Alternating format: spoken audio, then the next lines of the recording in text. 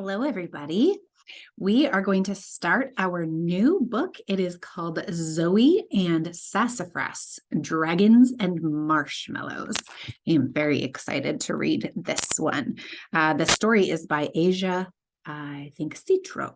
So here we go. We're going to start chapter 1, Bug Circus. What is it, Sassafras? I crouched down and ruffled my cat's fluffy fur. He was trying to flip over a heavy, mossy rock with his paws. Something good was definitely under there.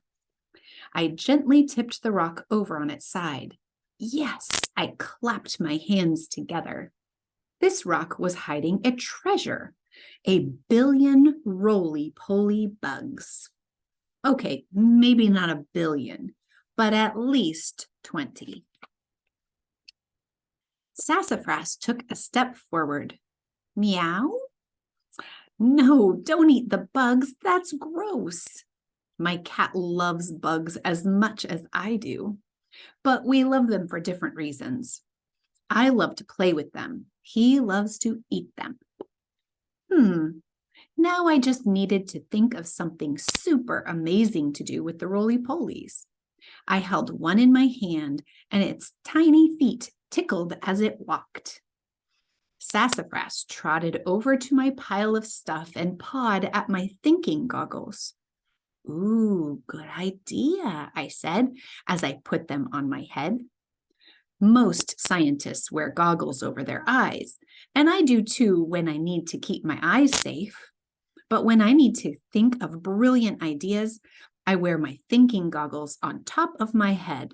That way, they're closer to my brain. It's right there. The roly-poly in my hand walked across a bridge I'd made by touching the tips of my 2 pointer fingers together. I've got it. Let's make a bug circus. I bent some thin twigs into hoops for the bugs to crawl through. Then I set up some small round rocks for them to balance on.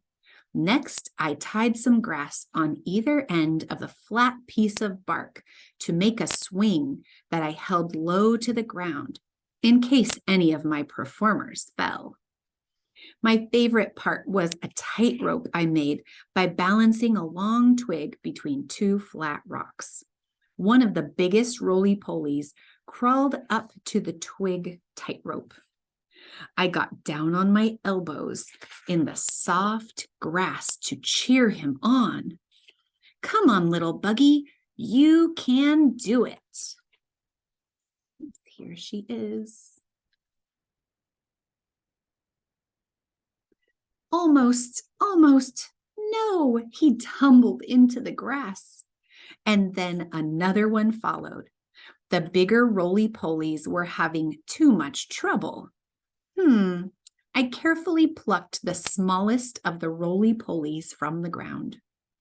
Okay, little guy, you might be the smallest, but I think you can do this. Show me what you got. I placed the tiny roly-poly on one end of the twig. As he crawled along, I held my breath and didn't let it out until he was across. He made it. I jumped up, cheered, and looked around for my mom. Then I remembered she was inside packing. I was so used to her being out here with me. Mom is going to love this. Let's go get her, Sassafras. Come on. I glanced over my shoulder just in time to catch Sassafras creeping toward my circus performers. No way, kitty. You're coming with me. I do not trust you out here with my bugs. My new little friends are not snacks. Sassafras gave me a stinky look, but he gave in and followed me. As we got close to the house, I spotted my mom in the window, but she wasn't looking at us. She was looking at our old barn and holding a photo. Chapter 2, The Mystery Photo. Sassafras and I burst into my mom's office. She jumped and quickly hid the photo under a pile of papers before smiling at us. Mom, Sassafras found a billion roly-polies under a rock in our yard, and I wasn't sure what to do with them, but then I used my thinking goggles. And we made a circus with a tightrope and everything. Can you come see, please? That sounds wonderful, Zoey. I'm almost finished getting ready for this trip. Give me 5 more minutes. I shrugged and leaned on her desk while Sassafras wove through my legs. I was trying to act like I didn't mind her leaving for a trip, but maybe I felt a little nervous about not seeing her for a whole week. I was also curious about that photo she stashed away so quickly. As she packed, I poked at her papers and scooched them around. Whoa, what was that? A purple glow came from under a pile of papers. I pushed the top papers aside and gasped. In the photo was my mom when she was around my age.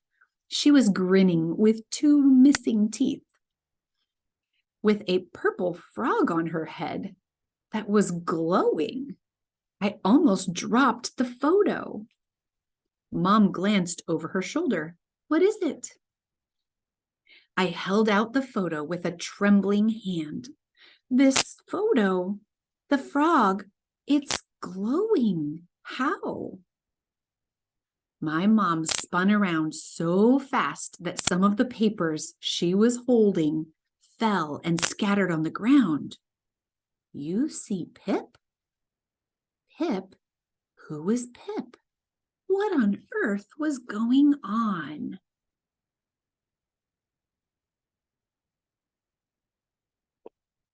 Chapter 3. Here we go. Pip. Mom was still frozen in place. She whispered, I never thought. I was so sure I was the only one.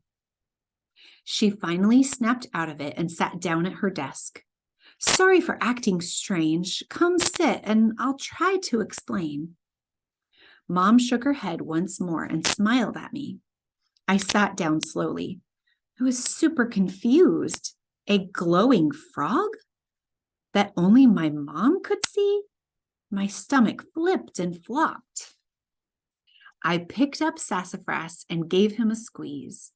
He settled into my lap and purred, which calmed me down a little. I seriously hoped that all of this would start making sense soon. Remember how this used to be Grandma and Grandpa's house? I nodded slowly and kept petting Sassafras as my heart thumped wildly. When I was your age, I also spent hours wandering in the forest. One day I was tossing rocks into the stream when I saw something shimmer in the sunlight. The purple frog, I guessed. Mom nodded. His bright purple skin was covered head to toe with neon orange spots.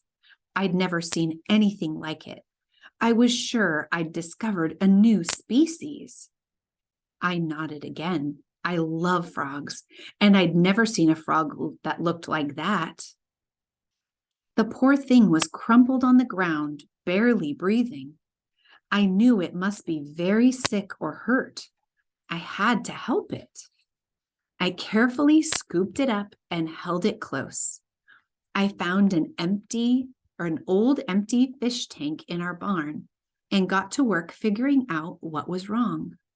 Books helped a little, but I needed to run some simple experiments too. I used what I learned from the experiments to help the frog recover. Once he was better, I knew I had to return him to the forest. I reached into his tank and he hopped right into my hand.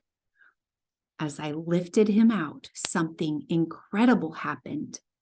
It was the craziest thing I'd ever seen.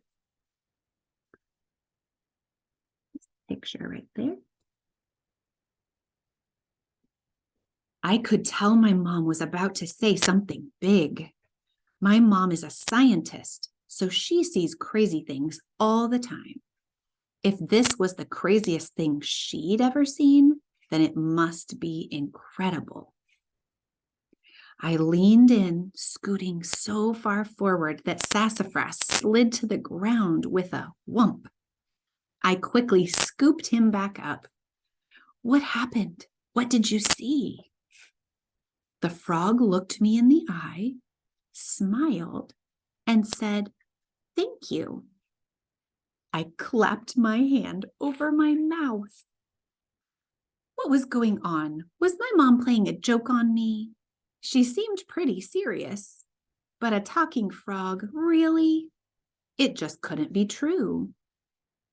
I was so shocked, my mom continued. I almost tossed the poor frog into the air. "Whoa," he said. "Steady there, little girl.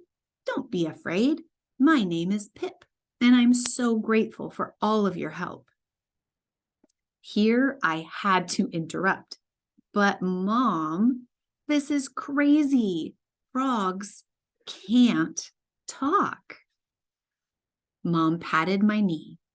That's what I thought at first, too. But the frog kept on talking. I wasn't dreaming. I wasn't imagining things. There really was a frog named Pip talking to me. My hands shook so much that I set Pip on a table for his own safety. He told me he'd been out past dark looking for something he'd dropped during the day. An owl attacked him. He was terrified and hurt, but managed to escape. He didn't remember anything after that until he woke up in our barn. Once I recovered from the shock of it all, Pip told me that there are lots of magical animals in our forests. Humans can't usually see them. He asked if I'd help others like him who were hurt or sick. I agreed, of course. Pip spread the word about me and the barn after he left, and I've been helping the magical animals of our forest ever since. A big smile spread across my face. This was incredible. The only thing I might love more than science is magic. And my mom was telling me there was magic right here in our own backyard. I can't wait to hear what happens next, boys and girls. See you next time.